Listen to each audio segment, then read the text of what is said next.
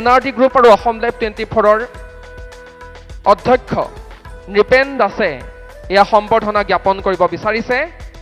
ডিম্বেশ্বৰ বৰা যোৱা 5টা দিনৰ কাৰ্যসূচীত তেখেতৰ যি অৱদান সেয়া আমি ভাষাৰে বৰ্ণনা কৰিব নোৱাৰোঁ। তেখেতৰ উপস্থিতিত মঞ্চভাগী সঁচাকৈ জীপাল হৈ আছিল আৰু তেখেতে খুব কষ্ট কৰি যোৱা 5টা দিনৰ এই কাৰ্যসূচী চলালে। এখনি কৃতজ্ঞতা পত্ৰ, অসম লাইভ 24 আৰু NRD গ্ৰুপৰ জুবিন বিশেষ কেলেণ্ডাৰ, অংগবস্ত্ৰ আৰু গামোচাৰে এয়া ডিম্বেশ্বৰ বৰাক অধ্যক্ষ নৃপেন দাসে ধন্যবাদ যাচিছে, কৃতজ্ঞতা জ্ঞাপন কৰিছে, অকণমান সন্মান যাচিছে। প্ৰভাত বৰা বুঢ়া ভকতক এয়া সন্মান যাচিছে, এখনি গামোচা, এখনি অংগবস্ত্ৰ, কৃতজ্ঞতা পত্ৰ আৰু সমান্তৰালভাৱে এখনি শৰাইৰে সম্বৰ্ধনা জ্ঞাপন কৰিব। আৰু এয়া সম্বৰ্ধনা জ্ঞাপন কৰা হৈছে, এখনি শৰাই প্ৰভাত বৰা বুঢ়া ভকতক আগবঢ়াইছে অসম লাইভ 24 আৰু NRD গ্ৰুপৰ অধ্যক্ষ নৃপেন দাসে।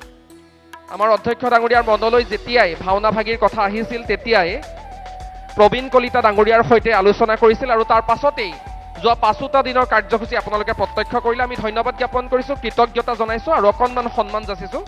এয়া এখনি গামোচাৰে সম্বৰ্ধনা জ্ঞাপন কৰা হৈছে, এখনি অংগবস্ত্ৰ, অসম লাইভ 24ৰ জুবিন বিশেষ কেলেণ্ডাৰ আৰু এখনি শৰাইৰে আমি এই মুহূৰ্তত সম্বৰ্ধনা জ্ঞাপন কৰিছোঁ।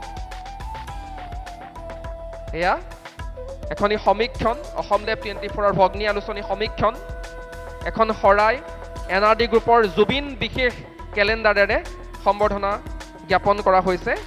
নৃপেন দাস ডাঙৰীয়া উপস্থিত আছে, তেখেতক আমি অকণমান পৰিচালনা সমিতি আৰু ঢেকীয়াখোৱাবাসী সমস্ত ৰাইজে আমি অকণমান মৰম যাচিব খুজিছোঁ।